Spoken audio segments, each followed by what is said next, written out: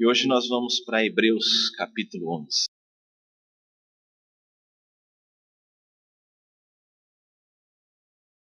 Vamos ler de forma responsiva, do verso 8 até o verso de número 22.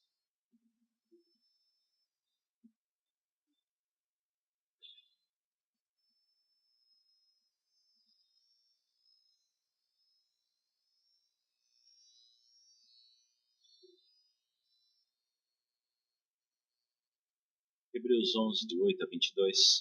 Pela fé, Abraão, quando chamado, obedeceu, a fim de ir para um lugar que devia receber por herança, e partiu sem saber aonde ia.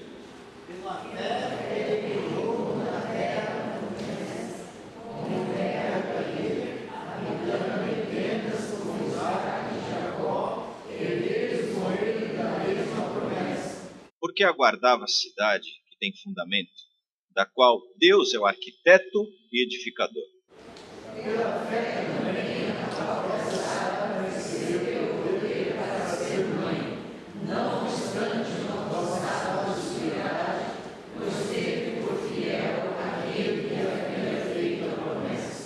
Por isso, também aliás, já amortecido, saiu uma posteridade tão numerosa como as estrelas do céu e inumerável como a areia que está na praia do mar. Todos eles morreram na fé, sem ter obtido as promessas, vendo-as porém de longe, e saudando-as, e confessando que eram filhos e peregrinos sobre a terra. Porque os que falam desse modo manifestam estar procurando uma pátria. E se na verdade se lembrassem daquela de onde saíram, teriam oportunidade de voltar. Mas, agora, aspiram uma pátria superior, isto é, celestial. Por isso, Deus não se envergonha deles, de ser chamado o seu Deus, porquanto lhes preparou uma cidade. Pela fé, quando pôs sua prova, ofereceu Isaque, estava mesmo para sacrificar o seu unigênito, aquele que acolheu alegremente as promessas. A quem se tinha dito, em Isaque será chamada tua descendência. Porque pensou que Deus era poderoso até para ressuscitar entre os mortos, e onde também figurativamente foi como Pela fé, igualmente Isaque abençoou a Jacó e a Esaú acerca de coisas que ainda estavam para vir.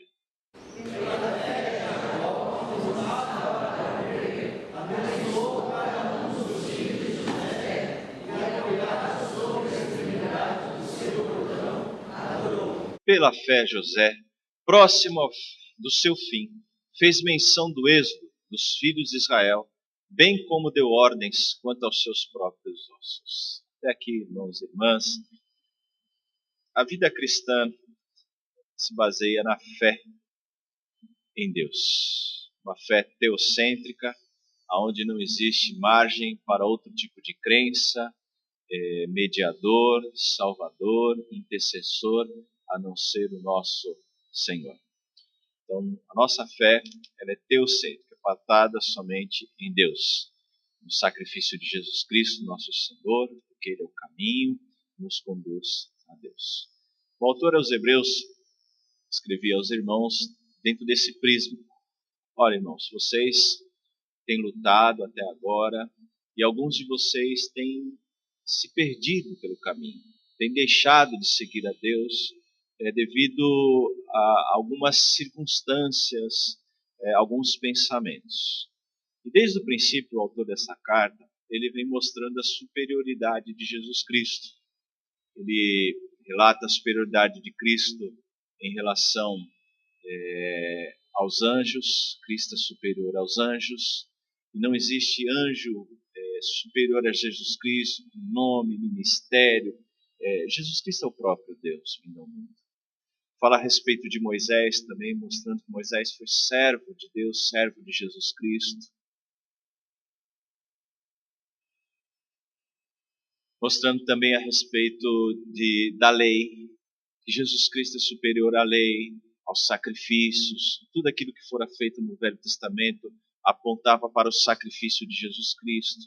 E Jesus Cristo foi superior aos sacerdotes, os quais ministravam seus sacrifícios no templo. E aqueles sacrifícios ministrados apontavam também para o sacrifício de Jesus Cristo. E os sacrifícios feitos no Antigo Testamento precisavam ser refeitos várias vezes, até durante o dia, durante o ano, em várias questões, ao passo que o sacrifício de Cristo não. Ele morreu uma única vez para fazer de nós filhos de Deus. E assim ele mostra, queridos, que nós devemos perseverar na fé, continuar na fé. E no capítulo 10, do verso 32 ao verso 39, ele fala a respeito disso. Olha, vocês lutaram até aqui, vocês sofreram, então permaneçam na fé, porque o justo viverá pela fé. No verso 38 ele fala isso, citando a passagem lá de Abacuque, olha, o justo viverá pela fé, e se retroceder, nele não se compraz a minha alma. E no verso 39 ele diz assim, nós, porém, não somos dos que retrocedem para a perdição. Somos, entretanto, da fé para a conservação da alma. Daí em diante ele passa a explicar a respeito da fé. A fé, o que vem ser a fé? Verso 1 do capítulo 11. Ora, a fé é a certeza de coisas que se esperam. É a nossa certeza em Deus. É a nossa certeza no agir em Deus. E a convicção de fatos que não se veem. Nós não vemos, mas continuamos a crer. Isso é fé.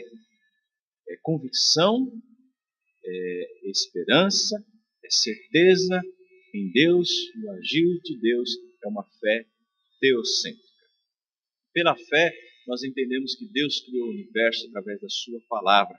Pela fé, portanto, nos relacionamos com Deus. Então, todo esse capítulo, o autor, que nós não sabemos quem foi, aos Hebreus, ele escreve as atitudes dos nossos irmãos e irmãs em Cristo Jesus através dessa fé teocêntrica. Algumas pessoas dizem assim que essa aqui é a galeria dos heróis da fé. Não é, a Bíblia não fala de heróis da fé.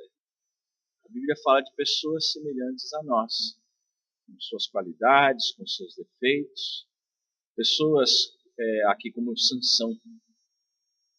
A vida de Sansão era terrível, mas ele teve um encontro com Deus. E ele agiu conforme a fé neste Deus. Por isso ele está aqui, para mostrar a todos nós. Nós dependemos de Deus. A fé não brota em nós, vem pela graça de Deus. É dom de Deus. Vou falar em fé, queridos, quando nós somos alcançados por Deus, passado algum tempo depois de sermos alcançados, nos deparamos com a dura realidade dessa vida. Nem tudo é fácil. E aí nós ficamos a perguntar a respeito do Senhor, será que é isso mesmo que o Senhor quer para a nossa vida? E até duvidamos da própria fé. Por isso, nesta noite eu gostaria de pensar um pouquinho com vocês sobre alguns aspectos da fé verdadeira, da fé salvífica, da fé como dom do Espírito Santo. O primeiro aspecto que nós vemos no nosso texto, olhando para o verso de número 8, os irmãos podem acompanhar nas nossas Bíblias, é a questão do despertar da fé. A fé verdadeira, ela surge não no nosso nascimento ou natureza, mas ocorre quando o Espírito Santo trabalha em nós, quando o Espírito Santo faz o chamado. No caso de Abraão,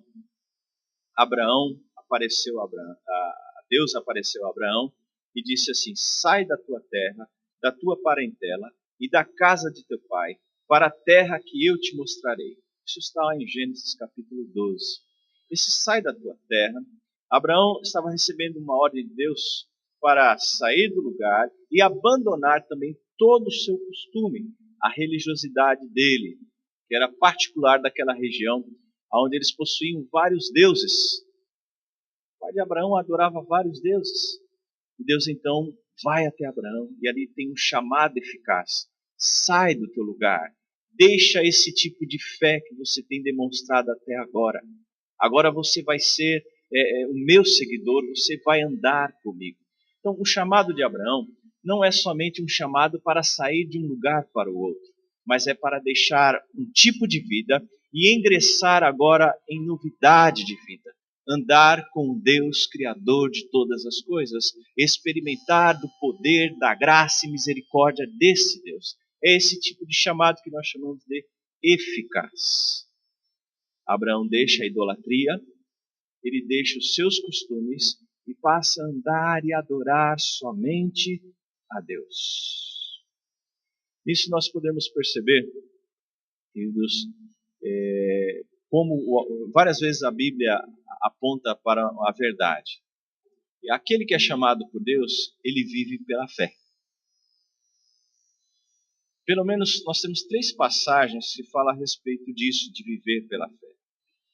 A primeira passagem está lá no Velho Testamento, no livro de Abacuque, no capítulo 2, verso 4, onde Deus nos ensina que se nós de fato cremos nele, a nossa vida moral é diferente da vida das outras pessoas. Nós temos prazer em obedecer a Deus e fazer aquilo que é certo, porque nós vivemos pela fé. É esse o sentido de Abacuque. Se você crê em Deus, você não será um péssimo patrão ou empregado, uma pessoa injusta, destinada a fazer aquilo que é errado. Desvio de dinheiro, desvio de conduta. Porque a nossa fé guia a moralidade. Em outro sentido também, em Gálatas, que nós lemos nessa noite, Gálatas 3:11, Paulo repete esse mesmo princípio, mas agora falando da salvação. O justo viverá pela fé. Ele crê somente em Deus, ele depende somente de Deus, ele crê que os seus pecados são perdoados por Deus e não existe um outro Salvador a não ser Jesus Cristo. Então o justo viverá pela fé cristocêntrica. E aqui o sentido de Hebreus é mais no sentido da providência. O justo viverá pela fé. Ele depende de Deus. Ele depende de Deus para suportar as aflições dessa terra. Ele depende de Deus para lutar contra os seus inimigos, contra a sua própria carne. Ele depende de Deus para lutar contra os seus sentimentos, para lutar contra todo tipo de adversidade. É Deus quem o coloca em pé. É Deus quem o sustenta. O justo viverá pela fé. Então nós vemos esse mesmo versículo sendo citado 3 vezes e dentro de contextos diferentes. O primeiro contexto lá em Abacuque, relacionado à nossa vida moral, o nosso testemunho diante da sociedade. Nós vivemos pela palavra de Deus. A palavra de Deus é regra de fé e prática por cristão. No segundo sentido é em relação à salvação. Nós somos salvos somente por meio da fé, nos relacionamos por meio da fé com Deus, nós somos justificados por meio da fé, e não há nenhum ato em nós capaz de comprar a bondade, a misericórdia, a justiça de Deus. Por isso, é uma fé baseada em Jesus Cristo. E o nosso texto é a perseverança. Lutamos, vivemos, continuamos através da fé em Jesus Cristo. Quando Deus se revela a nós, nós somos levados pelo Espírito Santo a tomar uma atitude. E essa atitude foi tomada por Abraão. Deixou a sua terra, deixou os ídolos, deixou a sua velha religiosidade, os seus costumes ficaram para trás. Agora ele ingressou numa jornada com Deus, numa nova vida, e assim todos aqueles que são chamados por Deus de forma eficaz, eles são transformados. Ou como Jesus Cristo disse, nascem de novo. Tem uma nova vida. E dentro dessa nova vida nós passamos a investir tempo, energia.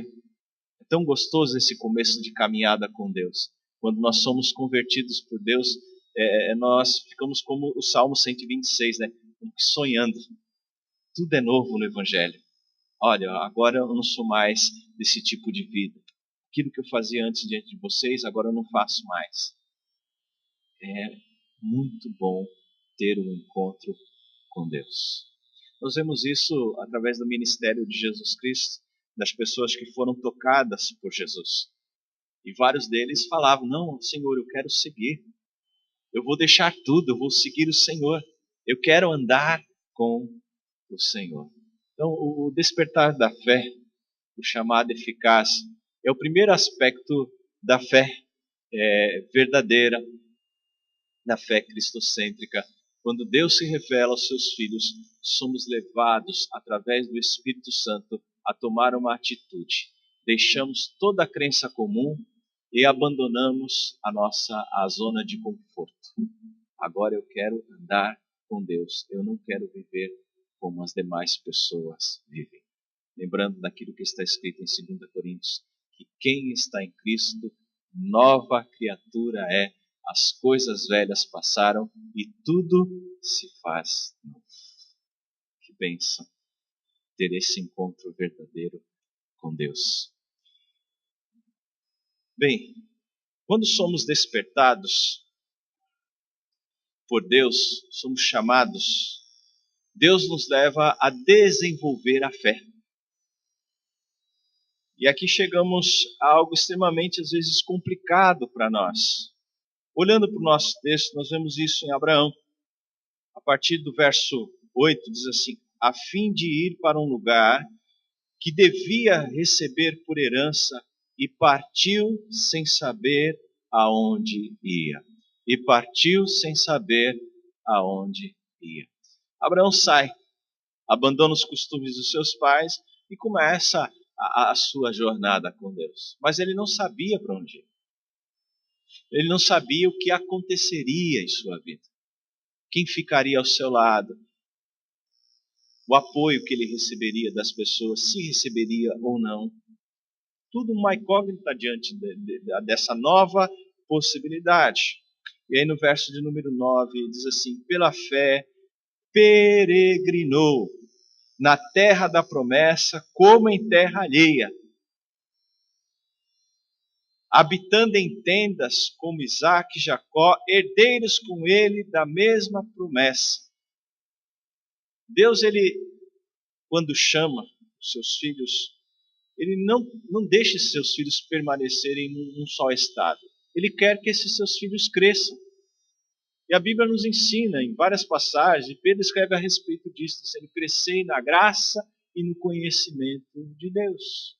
Nós crescemos através da palavra e crescemos também através das situações as quais Deus permite e venhamos a passar. Quando nós somos convertidos por Deus, nós herdamos todas as promessas que estão escritas na Bíblia. E planejamos a nossa vida baseados nessas promessas. Como, por exemplo, entrega o teu caminho ao Senhor, confia nele e o mais ele fará. Aí você começa a andar com Deus, e em um determinado momento da tua caminhada com Deus, você percebe que não é bem assim. Ou seja, não é bem assim o quê? Que todas as coisas vão acontecer imediatamente na sua vida.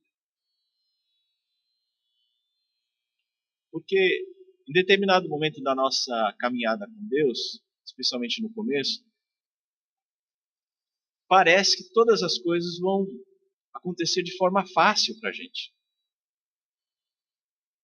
E alguns até falam: agora que eu sou crente, eu estou enfrentando mais luta. Agora que eu me converti, parece que a minha vida está pior. Mas isso acontece, queridos, por vários motivos. Acontece por nossa natureza pecaminosa. Porque mesmo sendo salvos, nós enfrentamos dificuldades com os nossos pecados. Somos salvos, remidos pelo sangue de Jesus Cristo, templo do Espírito Santo, mas ainda continuamos a tropeçar em alguns pecados. Uns mais, outros menos. Por isso devemos nos aproximar de Deus.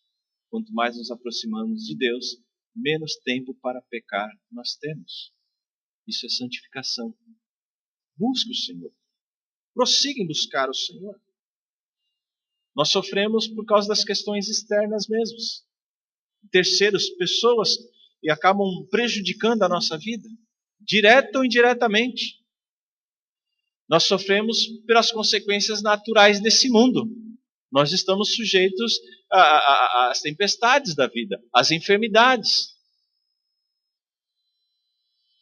às dificuldades, à própria sociedade, à cultura local. E aí sofremos por consequência da naturalidade da vida. Diferente de algumas pessoas que pensam, agora que eu sou cristão, não vou ficar mais doente, vou ter prosperidade. Isso não está escrito na Bíblia. Ao contrário, a Bíblia diz assim, no mundo tereis aflições, mas tem de bom ânimo. Então você vai enfrentar dificuldades. E às vezes quando passamos por essas dificuldades, como Abraão passou por muitas dificuldades, nós desanimamos. Mas também nós crescemos. Porque nas dificuldades nós somos forjados.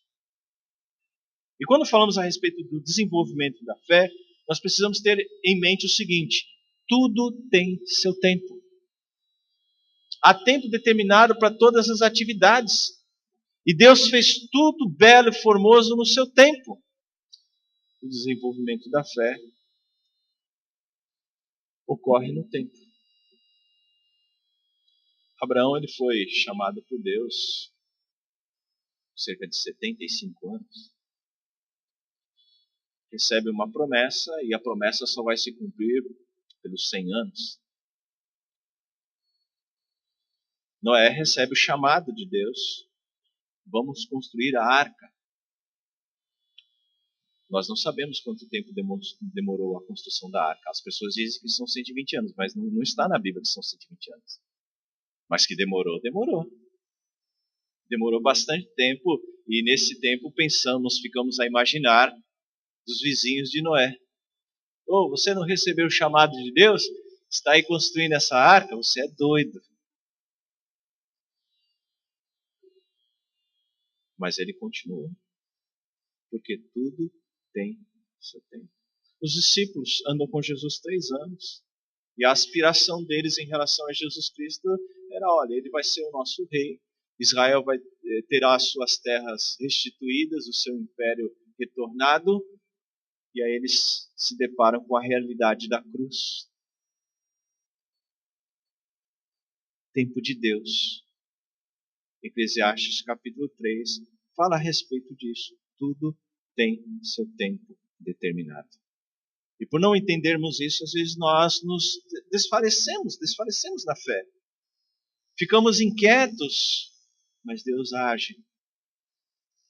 Ele sempre age, Ele sempre está atuando em todos nós. Então nós crescemos através do tempo, nós crescemos também através das dificuldades. Deus permite tudo isso para nós crescermos, para desenvolvermos o nosso caráter cristão, a nossa fé, o nosso ministério junto a Ele. Nós precisamos lembrar, queridos,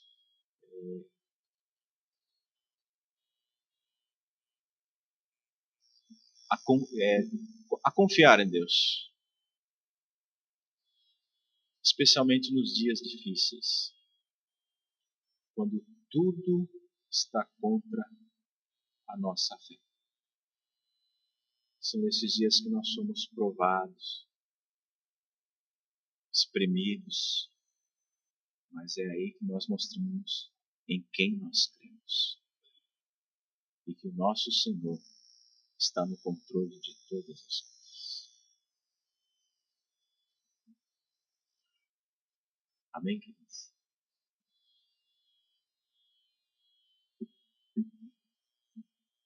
E após o chamado, o despertar da fé e o crescimento da fé, nós chegamos à providência na fé, que é o terceiro aspecto da nossa fé em Deus.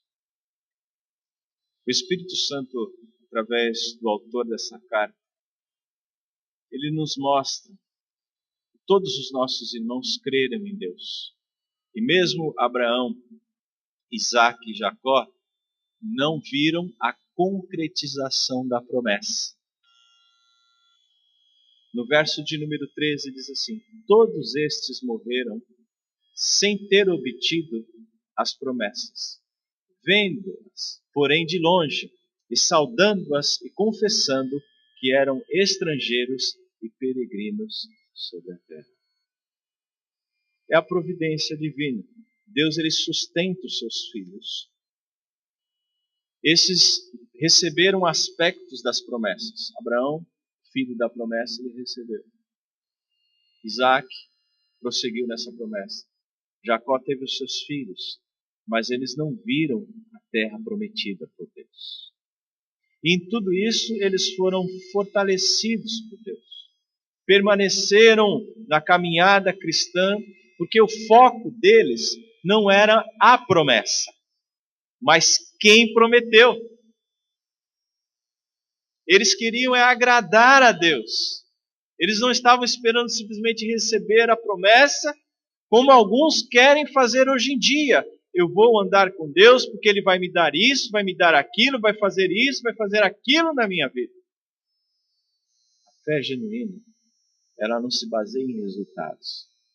Ela é baseada naquele que chamou, naquele que dá crescimento e nos conduz, sustenta e leva até o final.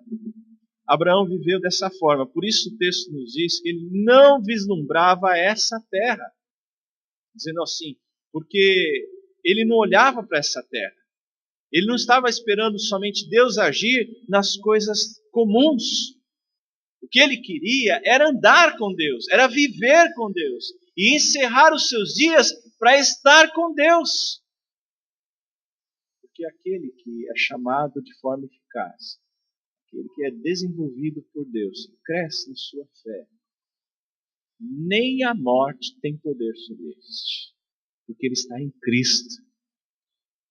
E a palavra nos diz que aquele que está em Cristo, ainda que morra, viverá. Isso enche nosso coração de alegria. Isso nos faz prosseguir, mesmo sabendo, queridos, que na nossa perseverança, na nossa carreira cristã, em meio à providência divina, não quer dizer que venhamos a enfrentar tudo de boa, com alegria. Olhando para Elias, Elias desesperou até da própria vida. Ele teve vontade de morrer. E Paulo também, escrevendo em uma das suas cartas, fala a respeito disso. Nós desesperamos até da própria vida. Porque passaram por um momento tão intenso, tão terrível, mas é aí que entra a providência divina. Deus, ele é especialista em fazer o impossível. Nós caminhamos até onde dá. E Deus permite a todos nós irmos até o limite. Quando chegamos lá, Deus continua no controle. Deus continua a agir. Deus continua a cuidar dos seus filhos. Deus continua a ser misericordioso. Deus, em sua providência divina, permite chegarmos a limites extremos, como aconteceu com Jó, com Elias, com Paulo, com Cristo.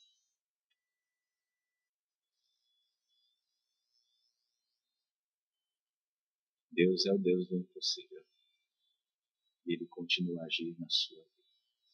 Geralmente, quando nós falamos de providência divina, nós pensamos no seguinte: vai dar tudo certo. Não estou sendo negativista. Mas eu lembro de um exemplo de uma irmã da nossa igreja, a qual foi cometida pelo câncer. E ela ficou uns dias no hospital, tomando a medicação. E foi numa quinta-feira eu fui visitá-la. Cheguei lá no hospital, a irmã estava bem. Estava lá no soro e tal. Oramos, lemos a Bíblia. E eu falei assim para a nossa irmã: olha, eu volto outro dia para visitá-la aqui no hospital. Fui embora. À noite fui para a congregação lá no Eluvira. Iniciou o culto, nós estávamos louvando a Deus, tocando violão lá no culto. Eu olho para a entrada da igreja, lá vem aquela irmã. Ela recebeu alta naquele dia. Adentrou a congregação, sentou no banco, louvou a Deus. Todos ficaram contentes na congregação. Após o término do culto, eu fui conversar com a irmã, dar um abraço. Né? bom que a senhora está aqui e tal. A senhora saiu que horas? Agora. Agora? Eu pedi para o motorista da ambulância me deixar aqui na igreja. Eu queria vir para o culto. Aí a gente já pensou, Deus curou essa mulher, né? Glória a Deus por isso. Passados alguns dias, essa irmã veio a falecer. Isso traz um pouco de tristeza, mas traz a questão da convicção da providência divina. Deus está sempre atuando. Se foi de forma positiva, Ele está atuando. Se aconteceu de forma negativa, Deus continua a atuar. Porque a Bíblia diz: todas as coisas cooperam para o bem daqueles que amam a Deus. E cooperam não por causa do resultado, por causa daquele que opera, porque nem a morte tem poder sobre a nossa vida. Deus é Senhor. Ele continua a ser Senhor. Quando nós falhamos, Ele continua a ser Senhor. Quando nós cremos ou deixamos de crer, Ele continua a ser Senhor de todas as coisas. Tudo depende de Deus. E esse é um aspecto da nossa fé. A crença na providência divina. E isso nos leva a uma outra verdade. Que na vida cristã não existe bem-estar sem sacrifício. As pessoas pensam na providência divina e já pensam tudo de mão beijada. Deus vai dar, Deus vai fazer, Deus vai atuar. Mas fique sabendo que a vida cristã é uma vida de sacrifício. Nós não compramos a salvação porque Jesus Cristo se sacrificou. Ele comprou a nossa salvação. Nós podemos orar, falar com Deus porque Jesus Cristo se sacrificou por nós. Mas no que se refere à tua vida diária, nós precisamos fazer alguns sacrifícios. Deixar algumas coisas que não contribuem para o nosso bem. Deixar aquilo que nos leva para o pecado. E viver com Deus. Porque no final das contas nós vamos perceber que vale a pena investir tempo em Deus. Vale a pena ter compromisso com Deus. Porque quando assim procedemos, não existe sacrifício vão diante do Senhor. Porque em Cristo a nossa vida não é vã. Em Cristo a nossa vida é útil. Porque Ele está no controle de todas as coisas. Então nós vimos nesta noite 3 aspectos da fé cristocêntrica, fé em Deus e nós vimos o chamado, o ministério e a perseverança, como nós colocamos. O despertar da fé, o desenvolvimento da fé e a providência na fé. Diante disso, queridos, eu concluo a nossa palavra da seguinte maneira, olhando para o nosso tempo. Nós vivemos uma época conturbada. Conturbada por quê? A grande maioria das pessoas dizem acreditar em Deus. Eu creio em Deus, eu sou evangélico. Mas na grande maioria também, nós vemos que a fé nestas pessoas não tem respaldo nas atitudes. Professam com a boca, mas não vivem. E aí eu volto naquele meu velho discurso. São pastores, são presbíteros, são crentes. E professam a Deus, mas não vivem com o Senhor. A fé verdadeira, a fé cristocêntrica, é pautada somente na graça de Deus, na glória de Deus, no poder de Deus. O justo viverá pela fé. É assim que nós vivemos. E não há outro meio de nos relacionarmos com Deus, a não ser centrando, focando a nossa vida no Senhor. Você foi salvo para ter comunhão com Deus. Deus tirou você da podridão do pecado. Deus tirou você da morte. De toda a sentença contrária. Deus tirou você para você viver com Ele.